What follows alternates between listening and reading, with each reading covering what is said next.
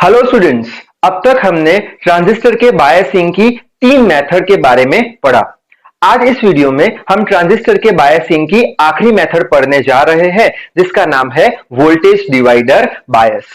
ये टॉपिक बहुत ही बार एग्जाम में पूछा जा चुका है। So I hope you are ready with your pen and paper. So without wasting much time let us start this video. तो ये जो ट्रांजिस्टर की बायसिंग की आखिरी मेथड है वोल्टेज डिवाइडर बायस, ये समझने से पहले हम पिछले वीडियो का थोड़ा बहुत रिवीजन कर लेते हैं, जिससे करके ये टॉपिक समझने में आसानी हो।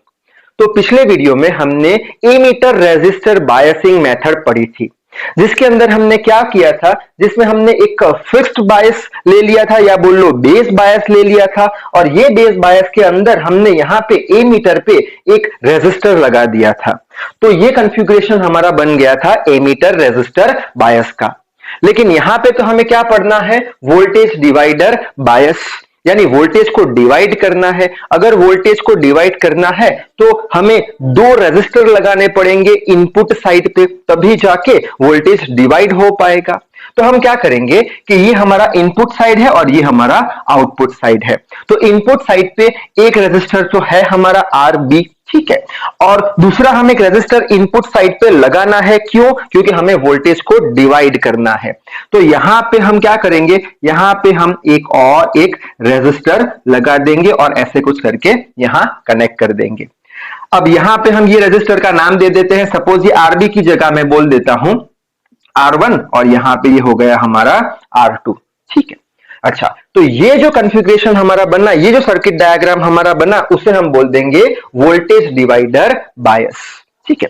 और ये जो कॉन्फ़िगरेशन है, ये बायसिंग की मेथड है, ये बहुत ज्यादा यूज होती है ट्रांजिस्टर को बायस करने के लिए, क्योंकि ये बायसिंग से जो आउटपुट पे हमारा क्यू पॉइंट होता है, वो क्यू पॉइंट ज्यादा वेरी करता नहीं है, जिससे करके हमें आउटपुट पे अच्छा सिग्नल मिलता है। अब यहां पे जो रेजिस्टर R1 और R2 लगाए हैं, उसे हम बोल देंगे voltage divider type of bias resistor. अब ऐसा नाम क्यों दे दिया ये R1 और R2 को? ये R1 और R2 क्या करेगा, वोल्टेज को डिवाइड करेगा इनपुट साइड, इसलिए इसे हमने बोल दिया voltage divider type of bias resistor. क्यों बोल दिया? क्योंकि रेजिस्टर लगाने का मतलब क्या, हम बायसिंग कर रहे हैं। जैसे कि बेस बायस के बारे में जब हमने पढ़ा था, तब हमने क्या बोला था, यहां बेस पे हमने एक रेजिस्टर लगा दिया था। उसी तरीके से एमीटर का हमने बायसिंग कैसे किया था, एमीटर पे एक रेजिस्टर लगा दिया था। तो यहां पे 2 रेजिस्टर लगा दिए हैं। क्यों? हमें बायसिंग करना है, इसलिए हम इसे बोल देंगे बायस रेजिस्टर, ठीक है। अच्छा, अब आगे बढ़ते हैं। यहां पे अगर आपने ये R1 और R2 लगाया इनपुट साइड, तो उससे करके क्या हो जाएगा, ये जो बेस का पोटेंशियल है VB, ये पोटेंशियल फिक्स्ड हो जाएगा, यानी बढ़ेगा या घटेगा नहीं, कांस्टेंट रहेगा। क्यों? क्योंकि अगर हम R1 का वैल्यू फिक्स कर देते हैं, कांस्टेंट है एक रेजिस्टर, ठीक है, तो ये 2 टर्मिनल के बीच का पोटेंशियल डिफरेंस फिक्स हो गया। उसी तरीके से R2 भी कांस्टेंट रेजिस्टर है, यानी वो वेरी नहीं कर रहा, रेजिस्टर तो फिक्स ही होते हैं। तो ये 2 टर्मिनल के बीच का पोटेंशियल डिफरेंस भी फिक्स हो गया, जिससे करके बेस का जो पोटेंशियल है, वोल्टेज है, वो फिक्स हो जाएगा, ठीक है। अब ये जो बेस है इनपुट साइड पे, ये बेस का पोटेंशियल किसके बराबर होगा, तो ये बेस का potential VCC by R1 plus R2 into R2 के बराबर होगा। VCC क्या है, हमारा पावर सप्लाई वोल्टेज, ठीक है। अब क्वेश्चन आएगा कि इतना वोल्टेज VB का कैसे आया, तो उसके लिए आपको ये टॉपिक में डेरिवेशन करने की जरूरत नहीं है, क्योंकि ये जो आंसर हम लाए हैं VB का, ये हमने थेवेनिन्स थ्योरम लगा के लाए हैं। थेवेनिन्स थ्योरम ऑलरेडी हम BEE सब्जेक्ट में पढ़ चुके हैं, जिसमें हमने क्या देखा था कि अगर कोई कॉम्प्लेक्स सर्किट होती है, तो वो कॉम्प्लेक्स सर्किट को हम सिंपल सर्किट में कन्वर्ट कर सकते हैं by using one Thevenin voltage VTH and by using one Thevenin resistance RTH, और दोनों को हम सीरीज में कनेक्ट करते थे, ठीक है। और कुछ प्रोसीजर थी, तो ये प्रोसीजर का यूज करके, थेवेनिन थ्योरम का यूज करके हम ये बेस वोल्टेज का आंसर ये ले आएंगे, ठीक है। यहां पे लिखने की जरूरत नहीं है, फुल मार्क्स आपको मिल जाएंगे। तो ये इक्वेशन आपको याद रखना है, डायरेक्टली आपको बोल देना है कि ये जो 2 रेजिस्टर लगाए हैं, जिसकी वजह से हमारा बेस पोटेंशियल है वो कांस्टेंट हो जाएगा, और according to Thevenin's theorem base potential इसके बराबर हो जाएगा, ठीक है। तो पोटेंशियल की तो बात समझ में आ गई, इनपुट पोटेंशियल की। अभी आउटपुट पे गए नहीं है, इनपुट की बात कर रहे हैं। इनपुट पोटेंशियल समझ में आ गया। अब हम इनपुट करंट की बात करेंगे, यानी ये साइड के करंट की बात करेंगे। तो यहां पे हम देख सकते हैं, सपोज करते हैं कि यहां से कुछ करंट आया, ये करंट को हम बोल देते हैं I1 करंट। ठीक है, यहां पे I1 करंट आया, यहां पे भी I1 करंट आया। ये आया हमारा जंक्शन, दो पाथ मिले, तो यहां से ये साइड कौन सा करंट चला गया, बेस करंट IB चला गया, और बाकी बचा करंट कौन सा, R2 में से जाएगा, तो ये मैं बोल दूंगा I2 करंट गया। ठीक है, यहां से I1 करंट आया, IB और I2 में डिवाइड हो गया, यानी अगर आप IB प्लस I2 करोगे तो आपको मिल जाएगा I1। तो वही बात मैंने लिख के रखी है, I2 plus IB, I2 plus IB करोगे तो वो I1 के बराबर मिल जाएगा। ठीक है, अच्छा, अब हमने ऐसा कुछ डायग्राम बनाया था, अगर आपको याद हो तो, ऐसा कुछ डायग्राम जिसमें ये हमारा होता था एमीटर, ये बेस और ये कलेक्टर। और हमें ये भी पता है कि साइज जो होता है बेस का बहुत कम होता है। ठीक है, जिसकी वजह से बेस का जो करंट होता है वो कंपैरेटिवली ये दोनों से कम होता है। तो ये इक्वेशन के अंदर ये जो बेस का करंट है वो बहुत ज्यादा कम है, जिसकी वजह से हम बेस करंट को निग्लेक्ट कर सकते हैं। सो हम नेक्स्ट इक्वेशन क्या लिखेंगे, I1 is nearly equal to I2 या I1 बराबर I2, क्यों, बेस करंट को हमने निग्लेक्ट कर दिया है। ठीक है, अच्छा, तो यहां तक की बात समझ में आ गई। अब आगे बढ़ते हैं, नीचे की साइड जाते हैं। ठीक है, अब आगे हम पोटेंशियल की बात करें तो ये B बेस का और ये एमीटर का, ये दोनों के बीच का पोटेंशियल डिफरेंस हमें पता है VBE के बराबर है। ठीक है, तो यहां पे मैंने लिखा है VBE। अब ये VBE को हम कैसे लिख सकते हैं, B का हायर पोटेंशियल, E का लोअर पोटेंशियल, सो VB माइनस VE। तो यहां पे मैंने लिखा है VB माइनस VE। ठीक है, अच्छा, अब अगर इसमें से अगर आपको ए मीटर का पोटेंशियल चाहिए तो क्या करोगे, ए मीटर को सब्जेक्ट बना दोगे तो बन जाएगा VB माइनस VBE।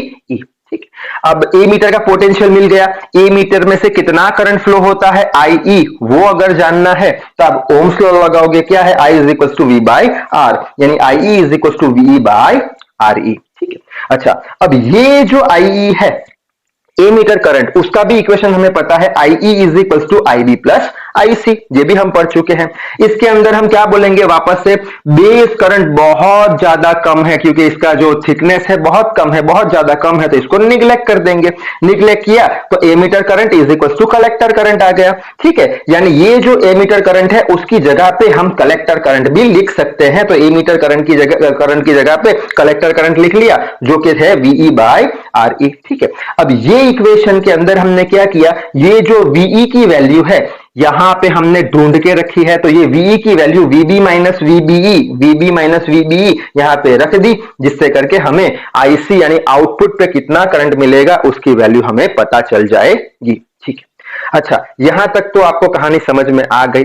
अब हम इनपुट साइड को छोड़ देते हैं, सब समझ गए, सब एनालिसिस कर दिया। अब आउटपुट साइड की बात करते हैं। आउटपुट साइड यानी ये साइड की बात करते हैं। ठीक है, तो यहां पे मैंने लिखा है आउटपुट साइड। ठीक है, अब आउटपुट साइड पे अगर हम देखें तो ये जो VCC वोल्टेज है, ये वोल्टेज 3 पार्ट्स में डिवाइड हुआ है। कौन से 3 पार्ट्स में, यहां से VCC वोल्टेज आया, ये हमारा कलेक्टर करंट IC फ्लो हुआ, तो यहां पे पोटेंशियल ड्रॉप आया कितना, IR के बराबर, सो IC RC के बराबर। यहां पे कुछ पोटेंशियल इसने खा लिया, जो इसमें से आया था कुछ पोटेंशियल इसने खा लिया। आगे बढ़ते हैं, बाकी का पोटेंशियल कौन खाएगा, ये दो जो पॉइंट है उनके बीच का पोटेंशियल डिफरेंस क्या बोलते थे, VCE। यहां पे कुछ पोटेंशियल ड्रॉप आ गया। अच्छा, आगे बढ़ते हैं, आगे क्या है, ये रेजिस्टर है, तो रेजिस्टर्स के अक्रॉस भी कुछ पोटेंशियल ड्रॉप आएगा IR के बराबर, सो मैं लिख लूंगा IE RE के बराबर। ठीक है, इसका मतलब क्या कि सपोज सिंपल लैंग्वेज में बोलूं तो अगर ये 10 वोल्ट दे रहा है तो 10 वोल्ट में से सपोज करते हैं 5 वोल्ट यहां चला गया, खर्च हो गया, 3 वोल्ट यहां खर्च हो गया, और बाकी बचा 2 वोल्ट यहां खर्च हो गया, यानी 2 + 3 5, 5 + 5 10, यानी जितना दिया उतना खर्च हो गया, यानी VCC जितना दिया उतना खर्च हो गया। कैसे, VCC equals to ICRC plus VCE plus IERE। ठीक, अच्छा, आगे बढ़ते हैं। अब ये इक्वेशन के अंदर हम क्या करने वाले हैं, ये जो IE है IE का वैल्यू किसके बराबर है? IC के बराबर है। तो IE की जगह क्या लिख लेंगे? IC लिख लेंगे, बाकी का टर्म एज इट इज कर देते हैं। ठीक है, अब हमें तो क्या चाहिए? आउटपुट साइड का वोल्टेज, यानी VCE की वैल्यू हमें चाहिए।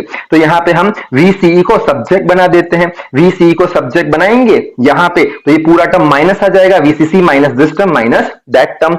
नेक्स्ट स्टेप में क्या किया है? IC को कॉमन निकाल दिया, तो ये हमारा फाइनल आउटपुट पोटेंशियल हो गया। अब ये जो इक्वेशन मिला उससे हम एक कंक्लूजन बना सकते हैं। कौन सा कंक्लूजन? कि अगर करंट गेन की बात करी थी हमने पिछले वीडियो में, बीटा, अगर करंट गेन वेरी हो रहा है, आप लिख लेना अपने वर्ड्स में, अगर करंट गेन वेरी हो रहा है तब भी आउटपुट साइड में कुछ भी Q पॉइंट का वेरिएशन नहीं आएगा। क्यों नहीं आएगा? क्योंकि यहां पे आउटपुट पोटेंशियल के अंदर ये करंट गेन की बीटा की कोई टर्म है नहीं, यानी बीटा अगर चेंज हो रहा है तब भी आउटपुट पोटेंशियल पे कुछ फर्क पड़ेगा नहीं, आउटपुट पोटेंशियल कांस्टेंट रहेगा, जिससे करके Q पॉइंट चेंज नहीं होगा, जिससे करके हमें अच्छा आउटपुट सिग्नल मिलेगा। तो यहां तक आपको एग्जाम में लिख के आना है। अब नेक्स्ट वीडियो में हमने जो चार बायसिंग की मेथड पढ़ी है ट्रांजिस्टर की, उसकी एक समरी देख लेंगे, कंपैरिजन देख लेंगे, जिससे करके ये सारी चार मेथड आपको आसानी से याद रह जाए। तो इस वीडियो में बस इतना ही। So till then read hard, work hard. Thank you very much.